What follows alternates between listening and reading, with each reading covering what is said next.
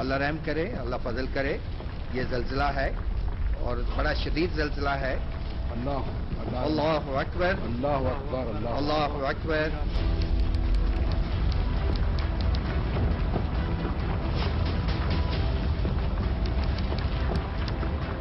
ہر گھر کے 6 فرد ہیں, ہر گھر کے 6 بچے یہاں پہ اس وقت. السلام علیکم ناظرین, میں ہوں سید انوار الحسن اور آپ دیکھ رہے ہیں پروگرام سچ کے ساتھ live P T V news Islamabad studio سے. آپ نے یہ ویژول کلپ دیکھا. بعض دفعہ کہتے ہیں کہ جو تصویر ہے وہی سب کچھ بیان کر دیتی ہے, تو جب یہ ویڈیو کلپ ہم نے دیکھا تو ہم نے سوچا کہ اس سے ہی پروگرام کا آغاز کریں, تو آپ کو سارا سیاق و سباق جو ہے وہ آپ کے سامنے آ جائے گا. 8 اکتوبر 2005 پاکستان میں اور آزاد کشمیر میں آنے والے قیامت خیز زلزلے کو بیتے اب 15 برس ہو گئے ہیں, لیکن آج بھی لوگ اس دنیا میں اب نہیں رہے اور اس زلزلے کی نظر ہوئے ان کی یادیں تازہ ہیں. قیامت خیز زلزلہ تھا اور ریکٹر سکیل پر 7.6 اس کی شدت بتائی جاتی ہے. 8:52 صبح سویرے یہ آیا اور 39 سیکنڈ میں پورا آزاد کشمیر کا جو اہم ایریا ہے اور ہمارے شمالی علاقہ جات کے اضلاع اور میں تو سمجھتا ہوں پورے پاکستان کی زندگی ہی پلٹ دی. 75,000 لوگ لقمہ اجل بنے, 18,500 بچے اور ٹیچرز, کیونکہ ہفتے کا روز تھا اور اس وقت ورکنگ ڈے تھا, اسکول میں موجود تھے, وہ بلڈنگز منہدم ہوئی اور اس ملبے تلے دب گئے. اس کے علاوہ میں دیکھ رہا تھا 1,20,000 افراد اس میں زخمی ہوئے, بڑے پیمانے پہ 35 لاکھ افراد بے گھر ہوئے, 2.5 لاکھ جو جانور ہیں وہ ہلاک ہو گئے.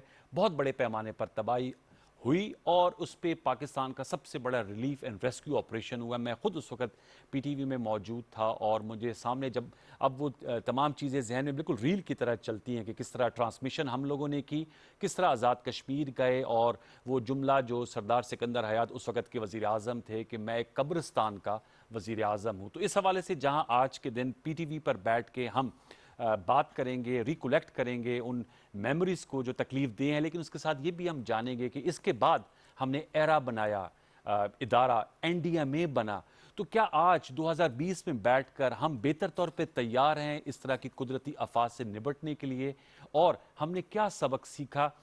اس تمام نکات پر گفتگو کرنے کے لیے ایک پرٹیننٹ پینل بھی ہمارے ساتھ موجود ہے اور ہم بہت شکر گزار ہیں کہ ہمیں جوائن کر رہے ہیں اس وقت live chairman National Disaster Management Authority lieutenant general Muhammad افضل.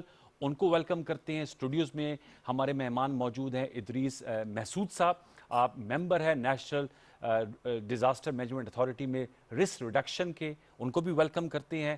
جاوید اقبال صاحب ہمارے کولیگ ہیں, جانا پہچانا نام, انہوں نے میراتھن ٹرانسمیشنز کی, اس وقت جیو ٹیلی ویژن سے وابستہ تھے, آپ کو بھی ویلکم کرتے ہیں آپ لوگوں کی اجازت سے. جنرل صاحب السلام علیکم. السلام علیکم انوار, کیسے ہیں آپ؟ سر اللہ کا فضل. جنرل صاحب بہت شکریہ, آپ نے وقت نکالا. ظاہر بات ہے ہم نے دیکھا کہ NDMA کووڈ-19 جو کہ ایک بہت بڑی یہ بھی قدرتی آفت ہے, اس میں بڑا زبردست آپ لوگوں کا رول رہا, کردار رہا.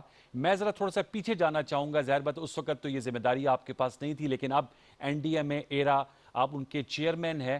2005 میں یہ قیامت خیز زلزلہ آیا اور اس نقصان کی تلافی نہیں ہو سکتی, ایسا ناقابل تلافی نقصان تھا, لیکن ظاہر سی بات ہے اس کی ریلیف ایکٹیویٹیز, تعمیر نو بحالی کا کام اب آپ لوگوں کے سپرد ہے.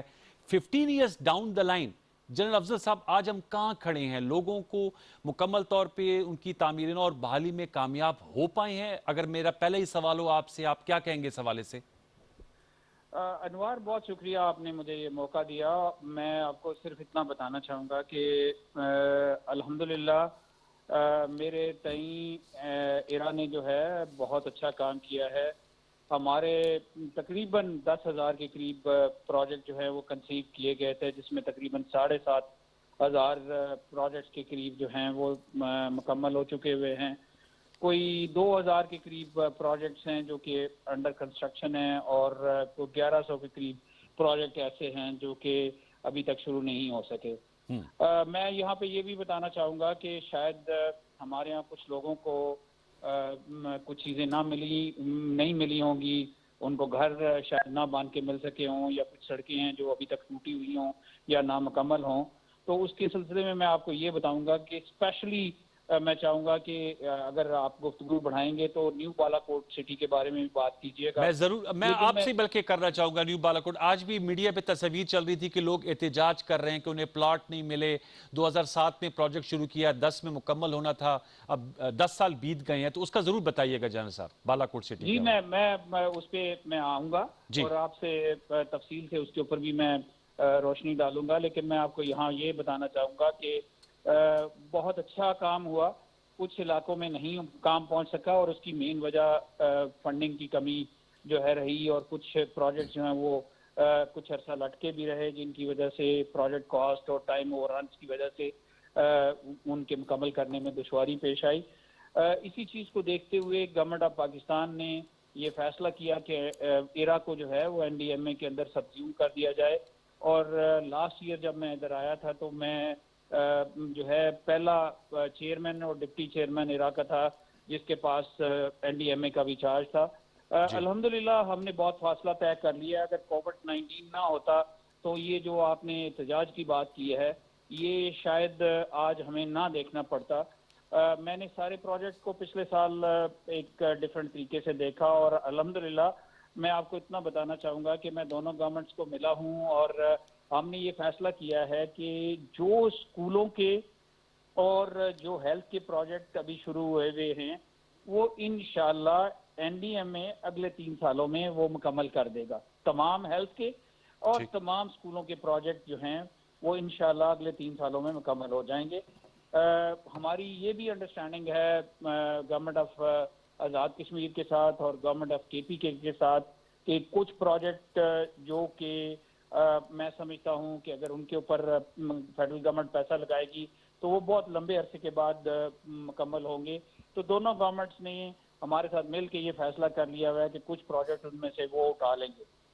ایک بات میں یہاں پہ یہ بھی بتانا چاہوں گا کہ جب اس وقت چونکہ سارے فیصلے ایمرجنسی میں ہوئے اور میں کسی کو بلیم نہیں کرنا چاہتا, لیکن میں آپ کو یہاں پہ یہ بتا دینا چاہتا ہوں کہ جہاں پہ آزاد کشمیر میں ایک یونیورسٹی کو 26 کے قریب کالجز اور بہت ہی بڑا نمبر اسکولوں کا بنا, وہاں پہ بہت اسینشل اسکول اور کچھ لوگوں کے گھر جو ہیں اسپیشلی نیو بالاکوٹ سٹی میں رہ گئے, اور اس کی وجہ فنڈز میں کمی ہے اور شاید پریورٹی کے ری ایڈجسٹمنٹ کی بھی شروع میں ضرورت تھی جو کہ وقت پہ نہ کیے جانے کی وجہ سے عام آدمی کو اس کا اتنا فائدہ نہیں پہنچا. مثال کے طور پہ ایک بہت بڑا دفتر جو ہے وہ آزاد کشمیر میں بنایا گیا جو آج اپنے لیے بجلی کا جو بل بھی پورا کرنے کے لیے قابل نہیں ہے. تو اگر یہی پیسہ ہم کسی بالاکوٹ سٹی کی طرف یا اور طرف کرتے تو شاید ہمارے لیے لوگوں کو سہولت مہیا کرنا بہت ایزی ہوتا. انوار, آپ نے بالاکوٹ سٹی کا بھی کہا تو میں آپ کو یہ بتانا چاہتا ہوں کہ پچھلے سال جب میں ادھر آیا تو مجھے یہ پتا چلا کہ بالاکوٹ سٹی کو اگر آج کی ویلیو کے مطابق پیسے لگائیں تو تقریباً لگ بھگ 18 سے 20 ارب روپے آپ کو چاہیے اس پروجیکٹ کو مکمل کرنے کے لیے. اور میں نے جب منسٹری آف فائنانس میں بات کی, میں نے اپنی پروجیکشن کی اور میں یہ سمجھا کہ 20 بلین کبھی بھی گورنمنٹ آف پاکستان اکٹھے نہیں دے پائے گی. اسی چیز کو دیکھتے ہوئے میں پروجیکٹ کے اوپر بیٹھا اور یہ ہم لوگوں نے مل کے ایک کنکلوژن یہ نکالا کہ بالاکوٹ سٹی کو کسی انوویٹو طریقے سے کرنے کی ضرورت ہے تاکہ جو لوگ وہ بچے جو کہ 2005 میں پیدا ہوئے تھے وہ آج تقریباً 17-18 سال کے جوان لڑکے بن چکے ہوئے ہیں. تو ہمیں اس مسئلے سے بہت جلدی نکلنے کی ضرورت ہے.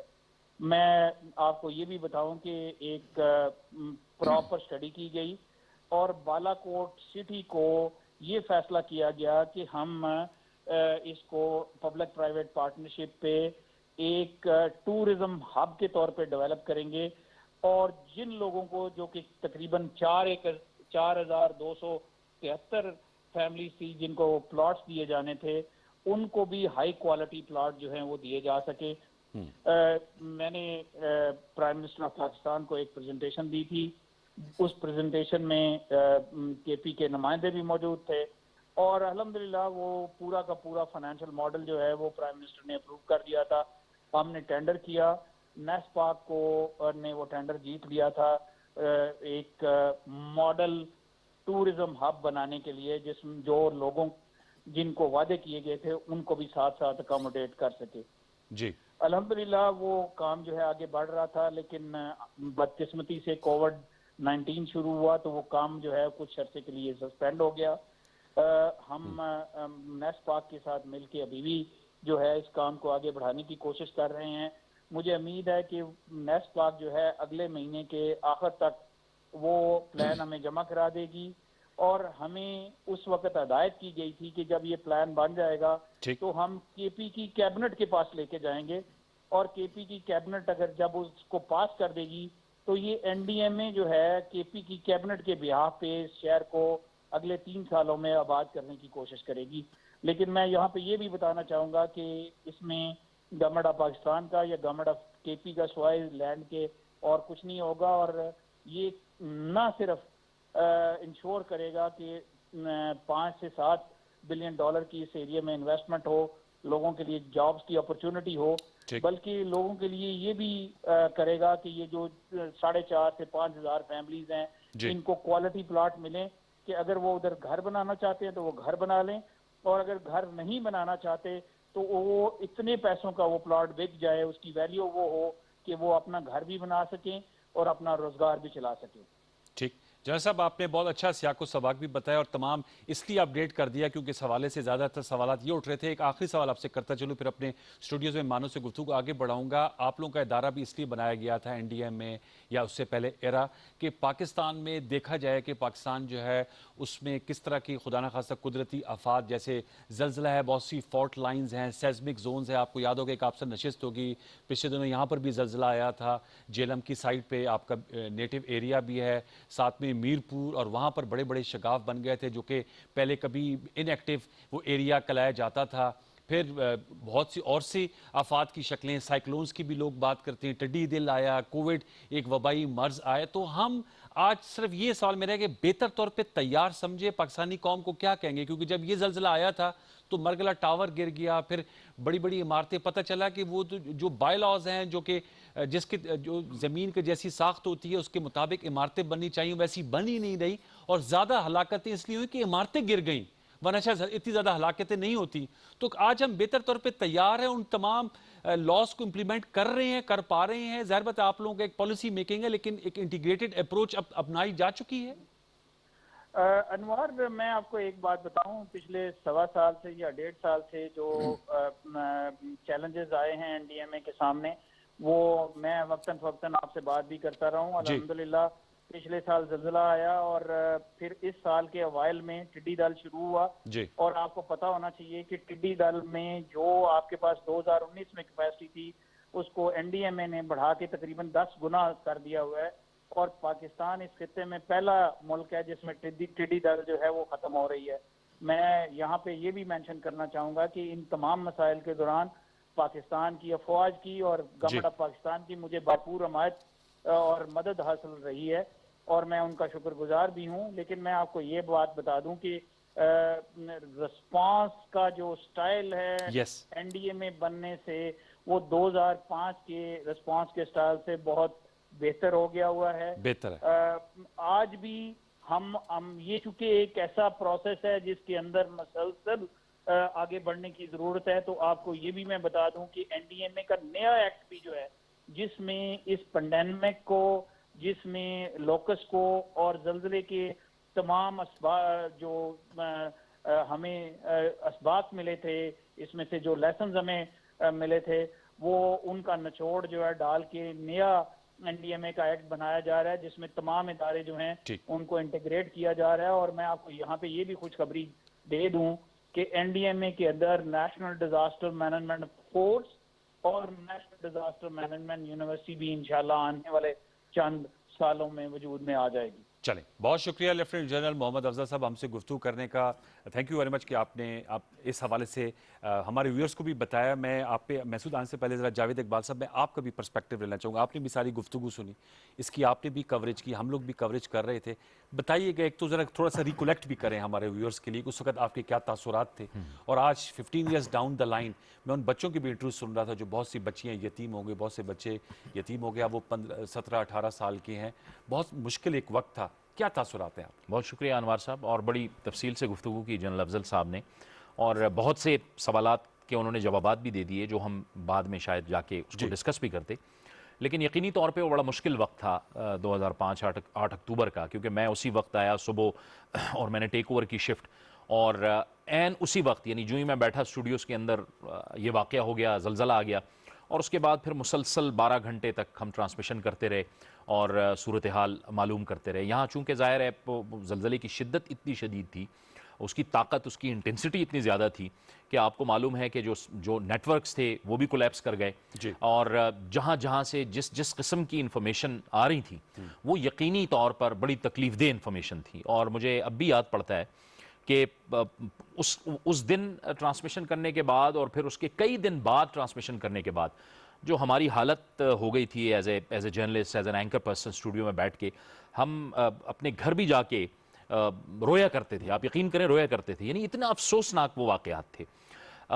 یقینی طور پر اس واقعے کے بعد جو ہماری قوم نے، پاکستانی بحیثیت قوم جو رسپونڈ کیا، جو ریئیکٹ کیا لوگوں نے، میں سمجھتا ہوں کہ وہ ہم سب کے لیے ایک بہت بڑی مثال ہے۔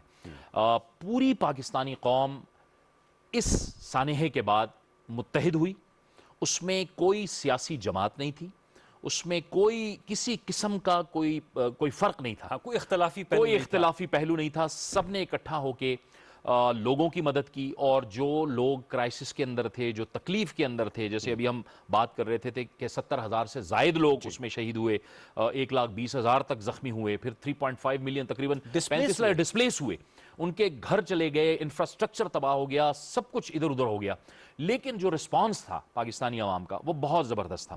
پھر اس کے بعد ظاہر ہے کہ اس کے نتیجے میں یہ ادارے بنے، نیشنل ڈیزاسٹر مینجمنٹ اتھارٹی، ایرا بنی، بہت سے ادارے اور بنے، ایفرٹس جو ہیں وہ کوارڈینیٹڈ ہوئی، لیکن کہیں نہ کہیں غلطیاں ضرور رہیں، جن کی طرف ہم بعد میں بھی بات کریں گے اس میں، کیونکہ 15 سال کا جو عرصہ ہوتا ہے انوار صاحب وہ بہت طویل عرصہ ہے، ایک عشرے سے زائد، بلکہ ایگزیکٹلی، بالکل اس میں ایک حکومت گزری، پھر اس کے بعد پیپلز پارٹی کی حکومت آئی، پھر اس کے بعد مسلم لیگ نون کی حکومت آئی، اب پی ٹی آئی کی ہے، اب پی ٹی آئی کی حکومت ہے، لیکن جیسے جنرل صاحب فرما رہے تھے کہ اگر کچھ ترجیحات کا تعین کر لیا جاتا تو میرے خیال میں اب صورتحال بہت بہتر ہوتی بمقابل آج کی صورتحال کے، کہ آج بھی بالا کوٹ کے اندر لوگ آئے اور انہوں نے وہ کیا، لیکن مجموعی طور پر میں سمجھتا ہوں کہ اس وقت تمام کے تمام آپ لوگ بھی فیلڈ میں تھے، ہم لوگ بھی فیلڈ میں تھے، سب لوگ موجود تھے، اپنی اپنی ذمہ داری ادا کر رہے تھے، اور پھر اس کے ساتھ ساتھ ہم نے یہ بھی دیکھا کہ جو چیزیں جو کرائسس کے اندر جو اتنا بڑا سانحہ ہوتا ہے، اور بحیثیت صحافی ہماری مجبوری ہوتی ہے کچھ چیزیں دکھانا، اور کچھ چیزیں ایتھکس کے خلاف ہوتی ہیں نہ دکھانا، میرے خیال میں اس میں بھی بہت احتیاط کی گئی، تو میں سمجھتا ہوں کہ مجموعی طور پر میڈیا نے بھی بہت چند ایگزامپلز کو ہٹا کے بالکل ایگزیکٹلی، جی بالکل ایگزیکٹلی، ذرا مشکل مرحلہ تھا، لیکن آپ ویل سیڈ۔ میں محسوس صاحب آپ سے جاننا چاہوں گا، ظاہر بات ہے جنرل صاحب سے بھی ہم نے بات کی، انہوں نے ایک اوور آل ہمیں بتایا این ڈی ایم اے کا جو رول ہے، اور انہوں نے کہا we are better prepared, university بن رہی ہے، N D M A force کی بات ہو رہی ہے، اب تو ظاہر بات ہے اب تو کراچی کے جو گندے نالے ہیں وہ بھی این ڈی ایم اے کو ٹاسک ملا ہوا ہے، مطلب آپ اوور سٹریچ تو نہیں ہے این ڈی ایم اے، جو آپ کی کیپیسٹی ہے، جتنے آپ کو ملٹی ٹاسکنگ آپ کر رہے ہیں، ٹڈی دل ہے، اس کے علاوہ کووڈ ہے، اب کراچی کے نالوں کا ایشو ہے، پھر جو آپ کا اصل مین ایشو ہے ڈیزاسٹر، پاکستان کی پوری میپنگ کرنا، سیزمک زونز کو تلاش کرنا، پھر پاکستان میں اور کس قسم کے خطرات ہیں، کیونکہ ہمیں تو یہ بتایا جاتا ہے کہ موسمیاتی تبدیلی سے متاثر ہونے والے ممالک میں پاکستان شروع کے 5 ممالک میں اس کا شمار ہوتا ہے۔ یور ٹیک سر، کیونکہ آپ رسک ریڈکشن کے ممبر ہیں ڈیزاسٹر مینجمنٹ۔ آپ نے بالکل وجہ فرمایا کہ این ڈی ایم اے 2005 کے زلزلے سے جو ہم نے سبق سیکھا، اس کے بعد ہم نے یہ طے کیا کہ پاکستان میں چونکہ ڈیزاسٹر مینجمنٹ کو کمپریہنسولی ڈیل کرنے کے لیے کوئی انسٹیٹیوشنل سٹرکچرز نہیں ہے، سب سے پہلے ایکٹ بنا، اس کے تحت نیشنل لیول پہ national Disaster Management authority, provincial disaster management authorities اور ڈسٹرکٹ ڈیزاسٹر مینجمنٹ اتھارٹیز بنی، تاکہ یہ complete spectrum of disaster management کو ڈیل کر سکیں، اور آل کائنڈز آف ڈیزاسٹرز کو، جن میں ہیومن انڈیوسڈ اور قدرتی آفات سب کا ہے۔ اور آپ نے बिल्कुल ठीक कहा। बेशक एनडीए में ओवर स्ट्रेस्ड है, लेकिन हमारे हौसले बहुत बुलंद हैं, हमारी लीडरशिप और हमारी सारी टीम बहुत डायनामिक है। हम इसी तरह सीखते हैं और इसी तरह हमारी कैपेसिटी भी बनती है। इसी ये सारी जो चैलेंजेस का मुकाबला करते हुए हमने काफ़ी अपनी कैपेसिटीज़ बनाई और इसी तरह इंशाल्लाह हम आपका पीडीएमए के साथ या पीरा के साथ आप लोगों का कैसे कोऑर्डिनेशन है? PDMA बेहतर है या उसमें कोई गैप्स है? क्योंकि आप लोग पॉलिसी मेकर्स हैं, वो इम्प्लीमेंटर्स हैं। Disaster management constitutionally devolve subject है, लेकिन सारे सूबों ने 2005 में आर्टिकल 144 के तहत एक रेजोल्यूशन पास की। उन्होंने फेडरेशन से ये डिमांड की कि आप कंप्रीहेंसिवली इस लॉ को और इंस्टीट्यूशनल स्ट्रक्चर्स को और इस पूरे सिस्टम को का वजूद उसको बनाएं। ठीक है। तो उसके तहत हमने ये डिज़ास्टर मैनेजमेंट का मैंडेट नेशनल लेवल पे भी मिला। नेशनल डिज़ास्टर मैनेजमेंट अथॉरिटी का अपना मैंडेट है। हम overall policy making, coordination, monitoring, implementation of the national policy और प्लान भी करते हैं। ठीक है। तो हमारा जो इम्प्लीमेंटेशन में ज़्यादा रोल है वो डिज़ास्टर रिस्क रिडक्शन की इम्प्लीमेंटेशन में भी है, लेकिन जब कोई बड़े आफात आते हैं तो हमारा उसमें डायरेक्ट रोल आ जाता है उसकी इम्प्लीमेंटेशन में। जिस तरह के 2005 का ज़लज़ला था, जिस तरह के 2010 का सैलाब था, जिस तरह के अभी कोविड या टर्टी द लोकस्ट का वो है, तो एनडीए में उस वक्त ज़्यादा एक्टिवली इन्वॉल्व होते हैं जब डिज़ास्टर की नोयत इस तरह की जो प्रोविंसेस या डिस्ट्रिक्ट की कैपेसिटी से बाहर हो, तो हम उनको पूरी बैकअप सपोर्ट देते हैं। ज़ाहिर बात है ये एक इदारा है कौमी सतह पे और डिवॉल्व सब्जेक्ट है। जो सूबे हैं जैसे खैबर पख्तूनख्वा में बहुत ज़्यादा ये लोग मुतासिर हुए, आज़ाद कश्मीर में आपका क्या तज्जिया है, साफियाना तज्जिया क्या है कि उनकी तरजीहात में डिज़ास्टर मैनेजमेंट कितना अहम सब्जेक्ट है? क्योंकि ज़्यादातर आप नोट करें जो अवामी हुकूमतें, सियासी हुकूमतें होती हैं, उनका सियासी तौर पर और जो वजारतें हैं उसमें बड़ी अहमियत हामिल होती है। क्या हमारी तरजीहात में क्लाइमेट चेंज, डिज़ास्टर मैनेजमेंट उस तरह फिट इन होता है? अनवार साहब, ये बड़ी बदकिस्मती है कि ऐसा नहीं है। मतलब मेरी जो हम्बल राय है उसके मुताबिक हम सूबाई सतह पर भी बल्कि कौमी सतह पर भी अब ये एक अंडरस्टैंडिंग डेवलप हो रही है। जैसे जनरल साहब ने फरमाया कि अब हम एक यूनिवर्सिटी की तरफ भी जा रहे हैं। अब ये देखें, ये एक अंडरस्टैंडिंग है जो हम लोगों को देना चाह रहे हैं और हम उस फिक्र को उजागर करना चाह रहे हैं जो कि हमें होनी चाहिए। हमारे यहाँ अभी तक वही रिवायती चीज़ें हैं जो हमारे जहनों में जाती हैं। फिर सियासी हुकूमतें ज़ाहिर हैं वो आती हैं, उनकी अपनी तरजीहात होती हैं। लेकिन इस किस्म के बड़े वाक़यात के अंदर फिर हम क्यों फ़ौज की तरफ देख रहे होते हैं? वो दरअसल उसकी बुनियादी वजह यह है कि हमारे पास सिविल इदारे उस तरह से इस्टेब्लिश ही नहीं हो सके। सिविल इदारों में काम करने वाले लोग वो इस्टेब्लिश नहीं हो सके। यानी मैं आपको अनवार साहब यहाँ पे एक बड़ी दिलचस्प और बड़ी तशवीशनाक, ये दिलचस्प तो मैंने लफ्ज़ कह दिया, लेकिन मैं एक बड़ी आपको तशवीशनाक वाक़या बताने जा रहा हूँ जी। नौशहरा के अंदर एक बेकरी में धमाका हुआ। मैं वहां पर मौजूद था, मतलब मैं उसी बेकरी के अंदर जाने वाला था। मैं अभी गाड़ी पार्क कर रहा था और वहां धमाका हो गया। मैं गाड़ी में ही रह गया। मैंने गाड़ी थोड़ी आगे जाके साइड पे पार्क की, उसके बाद मैंने वहां से रिपोर्टिंग शुरू कर दी। 26 लोग शहीद हो गए थे उस धमाके के अंदर। आप यकीन करें, मैं वहां से एक एक लम्हे की रिपोर्टिंग कर रहा था। मेरे सामने म्यूनिसिपल कमेटी की गाड़ी आई आग बुझाने के लिए, क्योंकि आग लगी हुई थी। 15-20 मिनट के अंदर गाड़ी पहुंची। तकरीबन 10 मिनट लग गए उस गाड़ी के पाइप को सीधा करने में, और जब बटन ऑन किया तो पता चला कि उस गाड़ी के अंदर पानी नहीं है। ये मैं आपको ऐसा वाकया बता रहा हूं जो मेरी आंखों के सामने हुआ है, जिसको मैंने रिपोर्ट किया। बेहतर होना चाहिए। असल चीज तो डिजास्टर में रिस्पांस होता है। उसके बाद फौज की गाड़ी आई और उसने वहां पे आग बुझाना शुरू की और मैंने उसको रिपोर्ट किया। उसके बाद वो उस वक्त एनपी की हुकूमत थी। फिर अगले दिन चीफ मिनिस्टर आए, मैंने उनसे सवाल किया और उसके बाद उन्होंने वहाँ पे टीएमए जो तहसील ऑफिसर थे उनको सस्पेंड किया गया। मतलब कहने का ये, मैं आपको सिर्फ ये एग्जांपल दे रहा हूँ कि अगर आपकी सूरत हाल इदारों की ये है तो फिर आपको अपनी तरजीहात का तयन तो दुरुस्त करना होगा। हमारे यहाँ ये अब सोच नहीं है फिलहाल कि हमने डिजास्टर के अंदर और इतने बड़े क्राइसिस के अंदर किस तरह से रिस्पॉन्ड करना है। अभी अगर आप 2005 को देखें, उसको हमने कवर किया और उसके बाद 2010 के फ्लड को भी मैंने कवर किया। 3 महीने में इन्हीं एरियाज के अंदर रहा, स्वात से लेके नौशहरा अटक तक तमाम एरियाज को हमने कवर किया। हमने देखा کہ ہمارا رسپانس 2005 کے مقابلے میں ہم نے اور امپروو کیا، اور ہمارا جو ڈیزاسٹر کے اندر جو ہم نے ریئیکٹ کرنے کا جو ہمارا عمل تھا یا رسپانس کرنے کا ہمارا عمل تھا، وہ ہم نے اس کو امپروو کیا، لیکن اس کو باقاعدہ طور پہ انسٹیٹیوشنلائز کرنا ہو. That's important. ڈاکٹر نجیب نکی خان صاحب ہیں، آپ آزاد کشمیر کے وزیر ہیں برائے خزانہ و صحت، ہمیں جوائن کر رہے ہیں اور بڑے سیزنڈ پارلیمنٹیرین ہیں، اور جب زلزلہ آیا تھا تو اس وقت بھی آپ جو ہیں وہ پارلیمنٹ کے ممبر بھی تھے، اور آپ کا تعلق بھی راولہ کوٹ سے، وہ بھی بری طرح متاثر ہوا تھا. ڈاکٹر صاحب السلام علیکم. جی وعلیکم السلام. ڈاکٹر صاحب ہم یہاں گفتگو کر رہے ہیں 8 اکتوبر کا جو انتہائی قیامت خیز زلزلہ تھا، اور آزاد کشمیر تو بری طرح متاثر ہوا تھا. ہم نے بھی وہاں جا کر شوز کیے تھے. خیبر پختونخوا کے جو شمالی علاقہ جات ہیں، ہمارا ہزارہ ڈویژن، اس میں بھی بہت تباہی ہوئی تھی. بالا کوٹ اور مظفر آباد تو بالکل شہری جو ہیں تباہ ہو گئے تھے. میں آپ سے آج تقریب بھی ہوئی، آزاد کشمیر کے وزیر اعظم نے تقریر بھی کی. آپ سے جاننا چاہوں گا، آپ سے قبل ہم گفتگو کر رہے تھے لیفٹیننٹ جنرل محمد افضل صاحب سے، چیئرمین NDMA، اور عراق کا بھی ان کے پاس چارج ہے، تو یہی بات آ رہی تھی کہ شہر آباد کرنے تھے.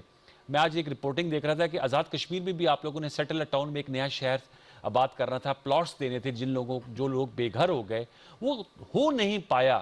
تو میں جاننا چاہ رہا ہوں کہ کیا وجہ بنی کہ جب اس طرح کے زلزلے آتے ہیں تو ہم تعریف کرتے ہیں اپنے قومی رسپانس کی کہ بڑا اچھا رسپانس تھا، سب یکجہتی کا مظاہرہ کرتے ہیں. اسکول اور ہسپتال کی عمارتیں جو ہیں وہ دوبارہ بنانی تھی. جو انٹرنیشنل ڈونرز تھے، ٹرکی نے بڑے اسکول بنائے، بڑے ہسپتالوں میں بنائے، وہاں پر بھی ہم گئے. حکومت کی اس طرح توجہ نہیں ہم دیکھ پاتے، اس کی کیا وجہ بنتی ہے؟ اس طرح کے دنوں پر تقاریب ہوتی ہیں، تقاریر ہوتی ہیں، عملی جامہ کیوں نہیں پہنایا جا سکتا؟ ڈاکٹر نجیب صاحب. یہ شکریہ آپ کا جی. یہ 8 اکتوبر آزاد کشمیر کا پورا پاکستان کبھی اس کو بھولے گا نہیں.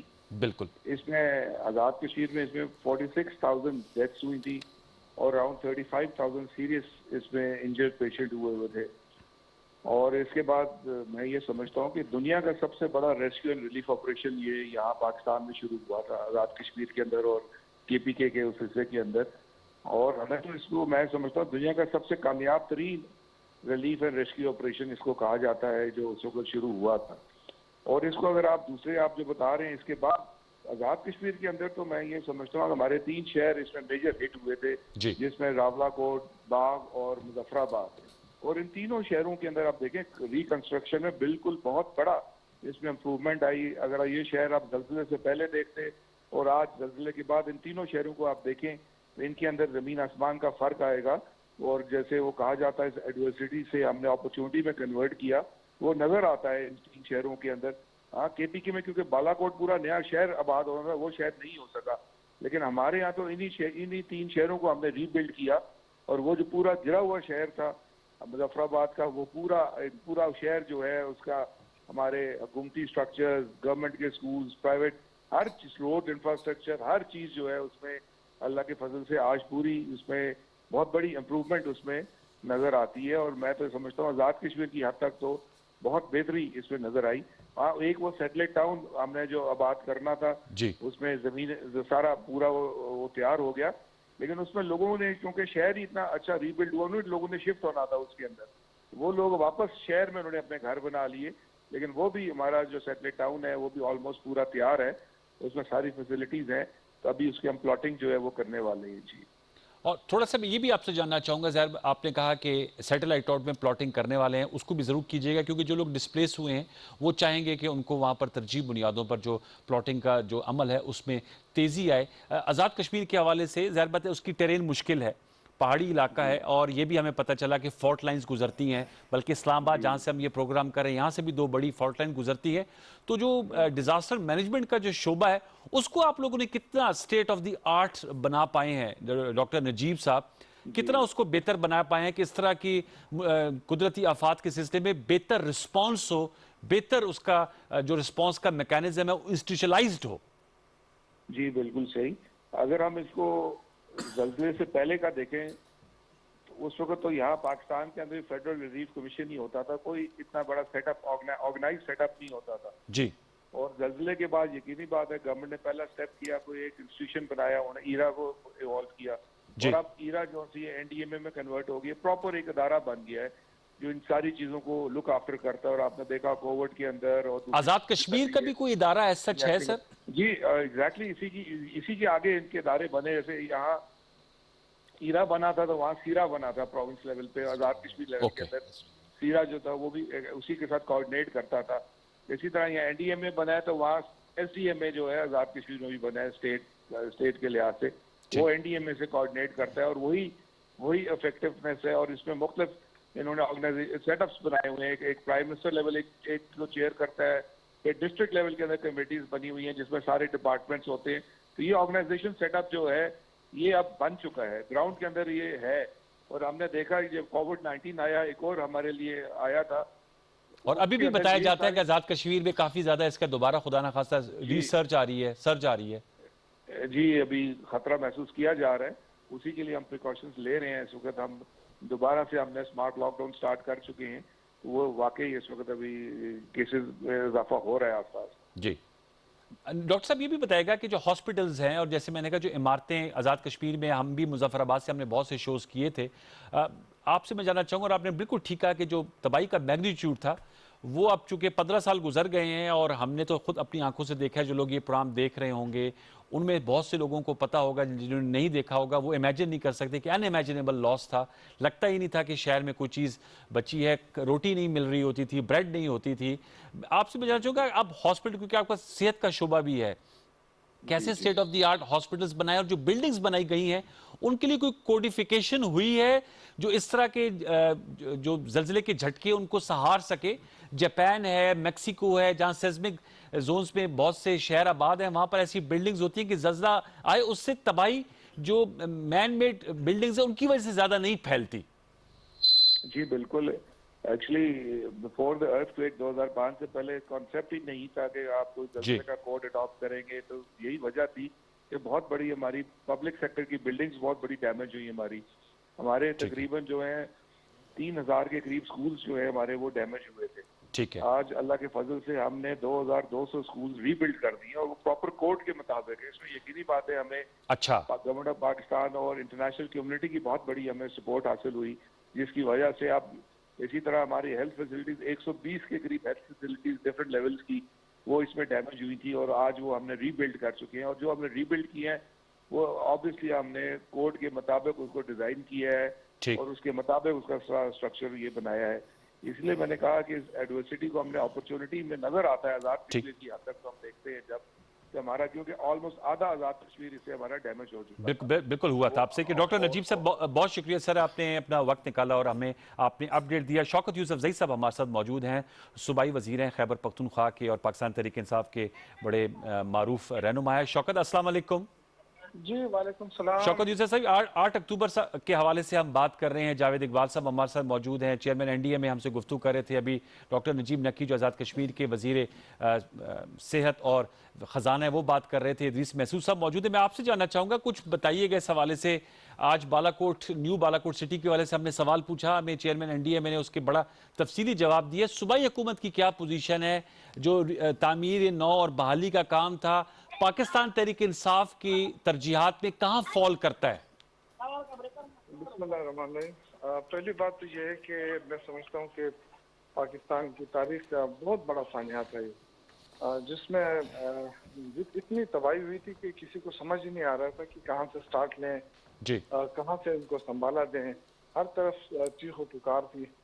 تو میرے خیال سے اس میں ایک یہ سبق ملا کہ ہمارے پاس جو ہے ادارے وہ سامنے آئے, جیسے NDMA ہے اور صوبوں کے اندر جو ہے نا صوبائی ڈیزاسٹر مینجمنٹ. تو یہ قومیں سیکھتی ہیں جب بھی کوئی مشکل ہوتا ہے, مشکل مرحلہ ہوتا ہے, تو یہی ہوتا ہے کہ قومیں ان سے سیکھ لیں, اور پاکستانیوں نے سیکھا ہے.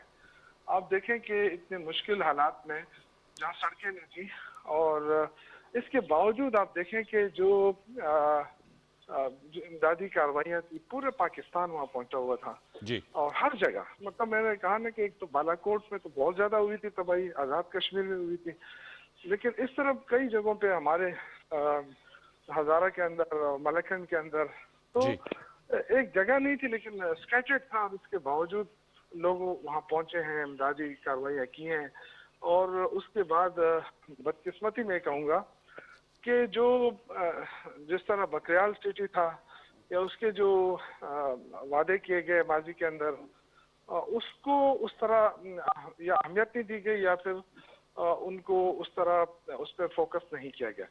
تو میرے خیال سے اس کا ہمیں بالکل اس کا نوٹس بھی لینا چاہیے، اور اگر اب تک کارروائی نہیں ہوئی تو اس کے بعد ہونی وہ چاہیے۔ بتا رہے تھے چیئرمین این ڈی ایم اے کہ صوبائی حکومت کے پاس بھی جائیں گے، کابینہ کے پاس جائیں گے، ایک ٹورسٹ سٹی کے طور پہ اس کو سیٹ اپ کیا جا رہا ہے، پبلک پرائیویٹ پارٹنرشپ کے حوالے سے کووڈ کی وجہ سے یہ معاملہ پس پش چلا گیا، لیکن آپ سے گزارش ہوگی چونکہ آپ کا تعلق بھی مالاکنڈ سے اور وہ بھی ایسا علاقہ ہے جہاں پر زلزلے آتے ہیں، مالاکنڈ یونیورسٹی بھی اس سے بڑی بری طرح متاثر ہوئی تھی، اس کو ترجیحی بنیادوں پر اگر ٹیک اپ کر لیا جائے این ڈی ایم اے سے، آپ لوگ بھی ذرا پش فیکٹر کو لے کر آئیں گے تو یہ معاملہ جلد از جلد ریزالو ہو جائے گا۔ 3 سال کا وقت وہ بتا رہے تھے کہ 3 سال میں مکمل کر لیں گے۔ انشاءاللہ دیکھیں بات یہ ہے کہ اگر ہماری نیت صاف ہے، اگر ہم اس کو حل کرنا چاہتے ہیں تو یہ تو ہو جائے گا، کیونکہ جو مشکل مرحلہ تھا وہ تو وہی تھا جو سٹارٹ میں جو امدادی کارروائیاں پہنچانی تھی، جو لوگوں نے دیکھا، اس کے بعد تو دیکھیں پلاننگ کا وہ ہے نا کہ جو اس سے پہلے جو حکومت تھی فیڈرل گورنمنٹ میں، کیونکہ یہ بغیر اس کے تو ہوتا نہیں ہے کہ جب تک آپ پبلک پرائیویٹ پارٹنرشپ کی طرف نہیں جائیں گے اور لوگوں کو اس میں انوالو نہیں کریں گے تو وہ اس طرح کی، اس کو میں نے کہا نا کہ اہمیت نہیں دی گئی تھی، جس کی وجہ سے وہ عملی جامہ نہیں پہنایا جا سکا۔ لیکن میرے خیال سے ابھی بھی وقت ہے اور اس پہ ہم فوکس کریں، اور وہ جو لوگ بے گھر ہوئے تھے، جو محروم ہوئے تھے اپنے گھروں سے، ان کو واپس ان کی چھتیں دلائیں۔ تو میرے خیال سے اب وقت ہے کہ ہم اس کو فوکس کریں۔ بدقسمتی سے کووڈ-19 کی وجہ سے بھی ہمیں کافی کوئی ڈونرز بھی آپ سمجھتے ہیں ڈونرز بھی لے کر آنے چاہیے، کیونکہ اس کے لیے بھی ایک ڈونر تھے وہ بھی بیک آؤٹ کر گئے، کوئی بہتر ڈونرز بھی آئیں گے کیونکہ فائنینشیل بھی ایشو ہوتا ہے۔ دوسرا میں یہ بھی آپ سے جاننا چاہوں گا، آپ کا صحافیانہ پس منظر اور آپ صوبائی وزیر ہیں، پہلے 5 سال بھی آپ رہے، ہمارا سکل سیٹ بھی شوکت یوسف صحیح صاحب امپروو کرنا ہوگا۔ اکثر کہا جاتا ہے، ابھی یہ جاوید اقبال صاحب بھی بتا رہے تھے کہ جی وہ فائر بریگیڈ آئی، اس کا پائپ کھولنے میں آدھا گھنٹہ لگا، جب وہ نوزل دبائی تو اس میں پانی ہی نہیں تھا۔ تو ہمیں کچھ ایسے کام ہیں جو بہتر مینیج بھی کر سکتے ہیں، میرے خیال میں جو ہماری ورک فورس ہے ان میں بھی تھوڑی امپروومنٹ لانے کی ضرورت ہے۔ یہ ایسے کام ہے جس کے لیے اتنے ذرائع کی ضرورت نہیں ہوتی، صرف مائنڈ سیٹ کو بدلنا ہوتا ہے۔ I hope you agree with it. دیکھیں آپ کی بات درست بھی ہے، لیکن ورک فورس کی آپ بات کر رہے ہیں، دیکھیں پوری اگر آپ اس طرف چلے جائیں، میڈل ایسٹ کی طرف چلے جائیں تو ہمارے یعنی بہت لوگ ہیں جو اس طرف ہیں۔ ہمیں جو ایشو آ رہا ہے مینلی وہ ہے پیسوں کا ایشو آ رہا ہے، فنڈنگ کا ایشو آ رہا ہے۔ اب اس میں جو آپ نے بات کی نا، تو اس میں وزیر اعظم صاحب اگر اپیل کر لیں اس طرح، یا کوئی ایسے انسینٹیوز دیے جائیں، کیونکہ سرمایہ کاری کے لوگ اب پاکستان کی طرف دیکھ رہے ہیں، پاکستان کی طرف آنا شروع ہو گئے ہیں، جو اعتماد شٹرڈ ہوا تھا وہ اب باہر ہو رہا ہے۔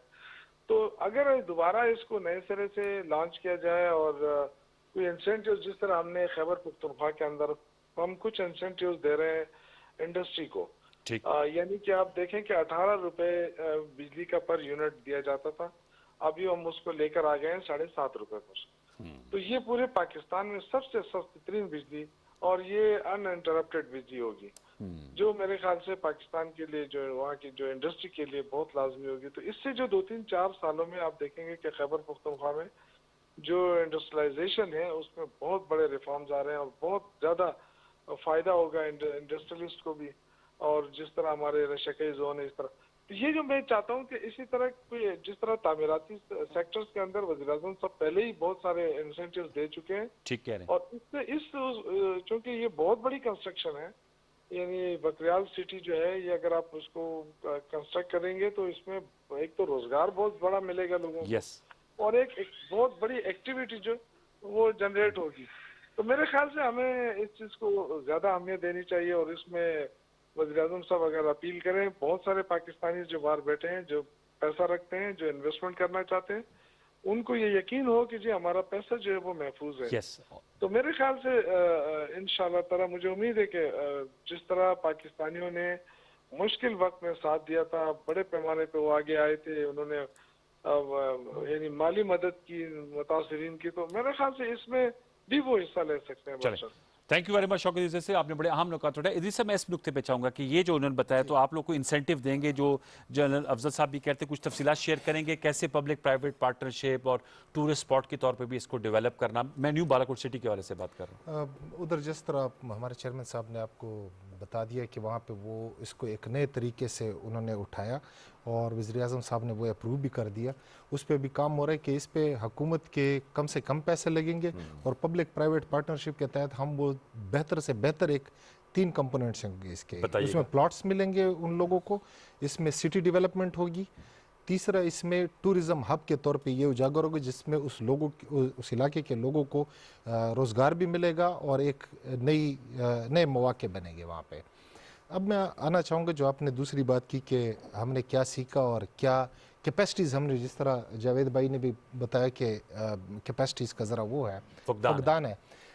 آپ کو خوشی ہوگی بتاتے ہوئے مجھے کہ اس وقت جب زلزلہ آیا, آپ کو مارگلا ٹاور کی آپ نے مثال دی, اس وقت ہمارے پاس وہ کیپیسٹیز نہیں تھی کہ کولیپس سٹرکچر میں لائف کو ڈیٹیکٹ کیا جائے, ان کو صحیح طریقے سے ریسکیو کیا جائے.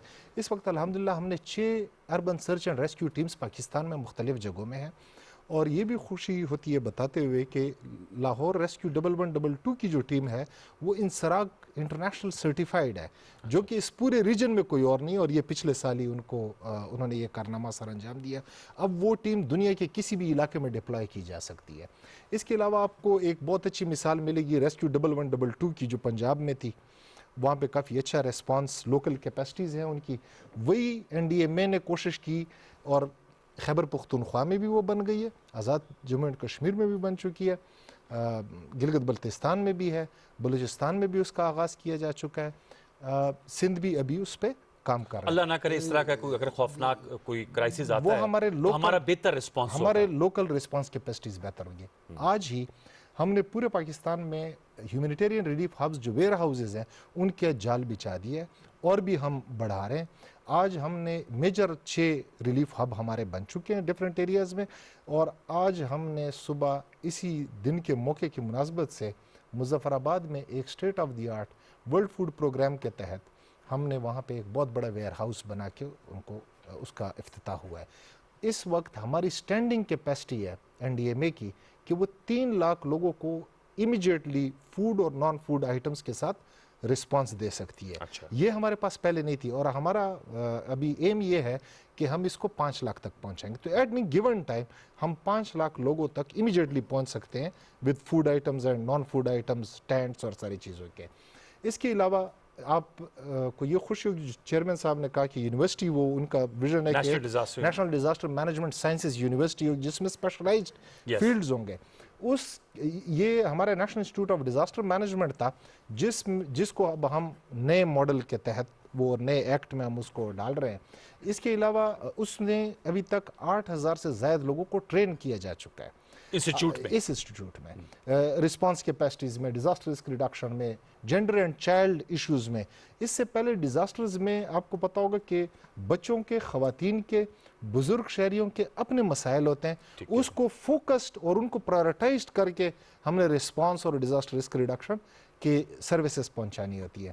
انفارچونیٹلی جب سے نیشنل ڈیزاسٹر مینجمنٹ اتھارٹی بنی ہے بہت بڑے بڑے ڈیزاسٹرز کا سامنا کرنا پڑا ہے جو دنیا میں پہلے انپریسیڈنٹڈ تھے. دنیا میں اتنے بڑے ڈیزاسٹرز ایک ساتھ نہیں ہوئے.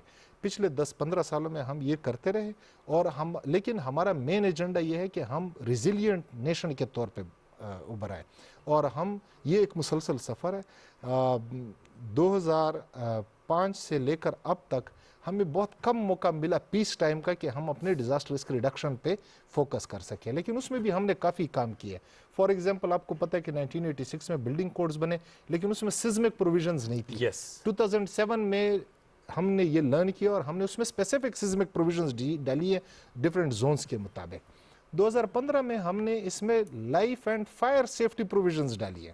اب جو بھی بلڈنگ بنے گی اس میں ہر ایک میں یہ اب لوکل ڈیولپمنٹ اتھارٹیز کی ذمہ داری ہے کہ اس کو انفورس کریں. وہاں تھوڑے گیپس آ جاتے ہیں اس کے لیے بھی ہم کوشش کریں, چونکہ یہ پروونشل لیول پہ زیادہ کام ہے, ہم کوشش کریں کہ ایک ایکٹ ایسا لایا جائے کہ جس میں اس کی وائلیشن جو ہے اس کو کرمنل آفینس بنایا جائے. اس کے علاوہ ہمارے چیئرمین صاحب کا ایک بہت بڑا انیشیٹو ہے جس کو ہم ڈیزاسٹر رسک فائنینسنگ کہتے ہیں, جس میں ہم انشورنس ایک میکانزم ہے وہ کہ کیسے فنڈ کیا جائے گا رسپانس کو بھی. فار ایگزامپل ابھی کوئی ڈیزاسٹر آ گیا تو اس میں گورنمنٹ پہ اور ہم مسلسل ڈونرز کے پاس نہ جائیں, اس پہ کم سے کم بوجھ ہو, اور ہم نے ایسے میکینزمز بنائے ہو کہ وہ فائنینسنگ اس کے تحت ہو سکے. جاوید آپ کیا کہیں گے, جو اہم سٹیپس بتائیں عزیز اس صاحب؟ میں یہ تو ظاہر ہے این ڈی ایم اے کی نئی لیڈرشپ ہے اور وہ اپنا ایک ویژن رکھتی ہے اور بہت کلیئر ہے, جنرل صاحب نے بھی بتا دیا. لیکن تھوڑا سا اس میں معاملہ یہ ہے کہ پچھلے ادوار میں ہم نے دیکھا ہے, اس میں کچھ میں سمجھتا ہوں کہ این ڈی ایم اے کی بھی غلطیاں تھیں اور حکومتوں کی بھی غلطیاں تھیں. پیپلز پارٹی کی حکومت رہی, مسلم لیگ کی حکومت رہی. کوارڈینیشن کا فقدان اس وجہ سے آیا کہ جنرل صاحب نے بھی اس طرف اشارہ کیا تھا اپنی گفتگو میں, وہاں بڑی بڑی بلڈنگیں کھڑی کر دی گئیں. یعنی جو بلڈنگیں ڈیمالش ہوئیں, جو تباہ ہو گئیں, ان کے نتیجے میں جو نئی بلڈنگز بنائی گئیں وہ بہت بڑی بڑی بلڈنگز بنا دی گئیں.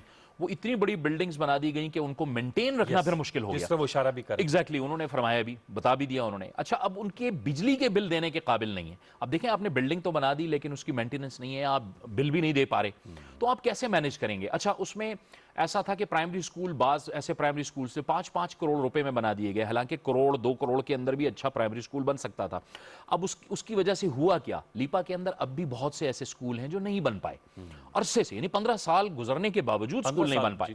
مظفر آباد کے اندر ایک ہائر سیکنڈری سکول ہے, میں آپ کو بتا سکتا ہوں, وہ ابھی تک نہیں بن پایا, اس کے اندر 15 کمرے بھی نہیں بن پائے. مقصد کہنے کا یہ ہے کہ تھوڑی سی ہماری اس وقت کی حکومتوں کی اور ان اداروں کی جو آپس میں کوارڈینیشن تھی وہ ٹھیک طرح سے نہیں تھی, اور بلڈنگیں بنتی گئیں, مینٹیننس اس کی ہو نہیں پائی, اور اس کے نتیجے میں اس کا اثر ان جگہوں تک پہنچا جہاں پہ سکول ہونے چاہیے تھے, جہاں پہ ہاسپٹلز یا نرسری یا ہیلتھ نرسیز ہونی چاہیے تھیں, وہ کام وہاں پہ نہ ہو سکا.